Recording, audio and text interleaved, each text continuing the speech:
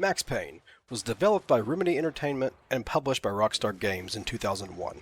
It was a groundbreaking third-person shooter that introduced players to BulletTime, a slow-motion mechanic inspired by The Matrix, and a hard-boiled detective story told through comic-style panels. The sequel, Max Payne 2: The Fall of Max Payne, followed in 2003, refining the formula with improved gameplay and a darker, more personal story.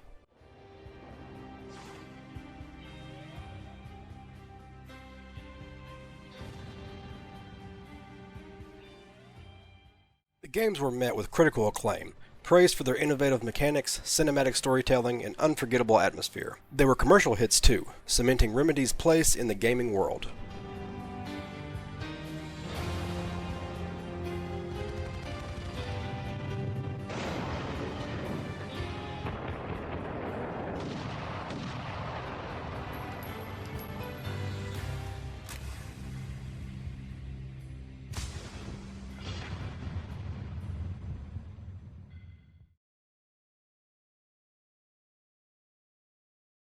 Ammo, I figured it would, but I wanted to make sure.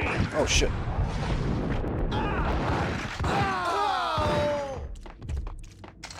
We're getting better. Max Payne, a name that's become synonymous with cinematic action, gritty storytelling, and of course, bullet time. It's hard to believe it's been over 2 decades since Remedy introduced us to this groundbreaking series. I can remember my late grandma taking me to Kmart to get a new game for the PlayStation. And I seen Max Payne on the shelf. I thought the cover looked cool. I didn't know anything about the game at the time.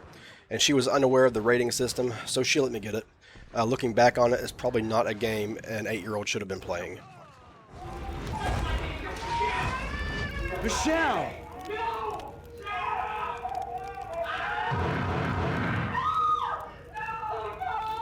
Jesus Christ. Oh, wrong button. Wrong button shoot. That button shoot. Okay, good. No. Alright, no, please, God, no. God damn. Now that I have kids, that is fucking rough. With remakes of both Max Payne and Max Payne 2: The Fall of Max Payne on the horizon, I thought it would be a perfect time to revisit these classics, dive into what made them so special, and maybe even look into some areas where they didn't age so well.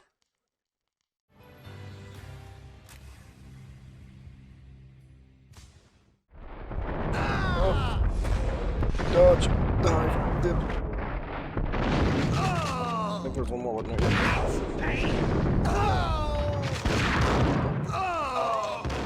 At the heart of Max Payne is bullet time.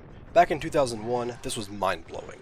Slowing down time, dodging bullets, pulling off insane stunts, it felt like you were starring in your own action movie.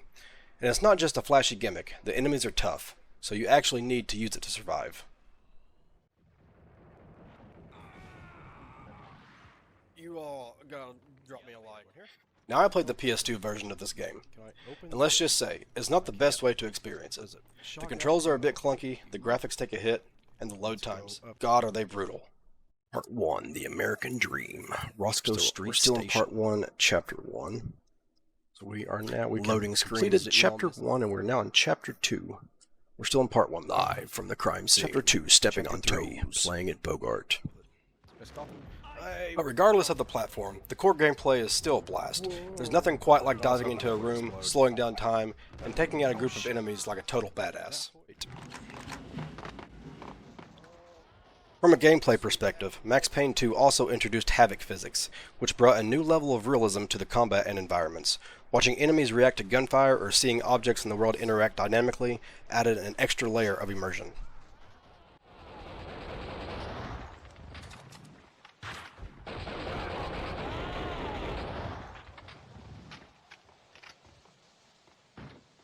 Is this fire?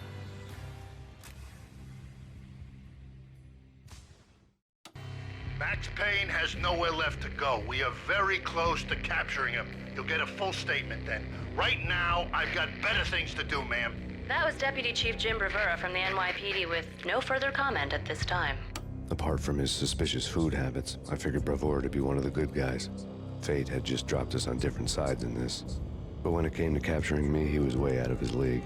I had already ditched the cops a couple of rooftops back. For now. Payne's story is a dark, gritty noir tale of revenge, betrayal, and redemption. Sam Lake's writing is filled with metaphors, hard-boiled dialogue, and a heavy dose of tragedy. The comic-style cutscenes are not just a stylistic choice, they are a masterclass in storytelling, perfectly complementing the game's tone.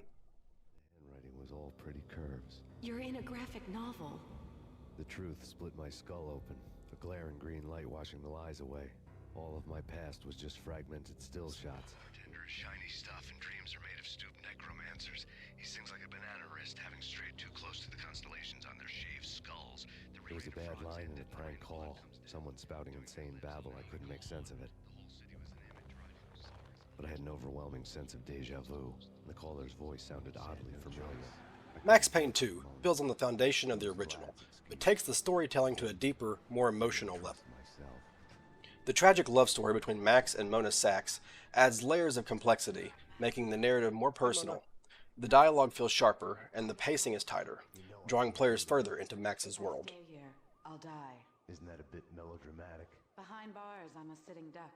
This is as safe as it gets. Come on, Max. Any one of these cops could be on the Inner Circle's payroll. So let's try to make this little run here again. Oh. And then there are the dream sequences. They take you completely out of reality. They're trippy, unsettling, and they really dive into Max's headspace. They slow things down a bit, and they're a bit frustrating at times, but I think they add a lot to the story. Hurts my eyeballs. His heart broke. Damn it, we're losing him. Give him hope. 6 milligrams. Charge. Clear.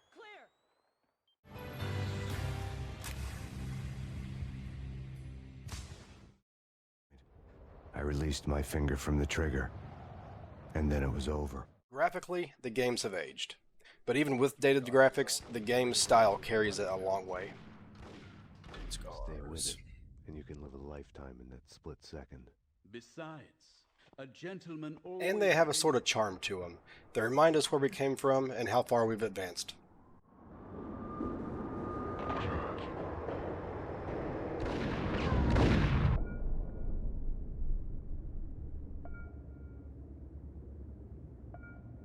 It was a weird time for BulletTime because he wasn't even shooting anymore. The level design is another highlight. From gritty New York City backdrops to surreal dream sequences, every location feels meticulously crafted. And one level specifically from Max Payne 2 stood out to me and reminded me I was playing a Remedy game. Is there actual people here? Why would there be people here just chilling? God.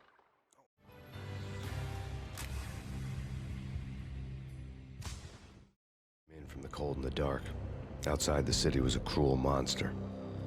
I've been slowly working my way from the small time to the big fish, trying to get to the source of the drug.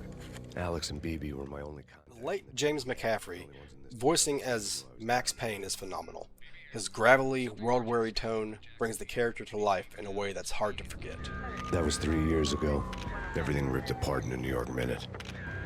The killer junkies had been high on a previously unknown designer drug, Valkyr, V. After the funeral, I told Alex I'd be transferring to the DEA.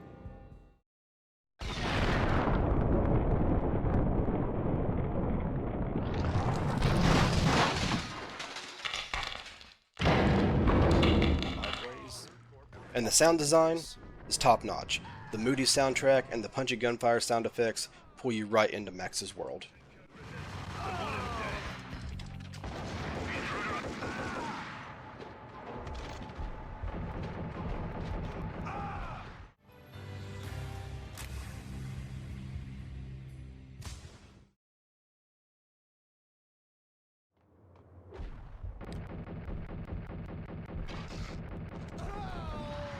Oh, that guy's gonna hurt me. Looking back, it's clear that Max Payne set the stage for everything Remedy would go on to do. You can see its DNA in games like Alanwake and Control, the cinematic action, the layered storytelling. It all started here. And with the remakes on the way, now is the perfect time to revisit these games. Whether you're a fan of intense action, gripping stories, or just great game design, these titles have something special to offer. And do I feel like you need to play these games before you play the remake? No, you don't have to play the games, but I feel like you should.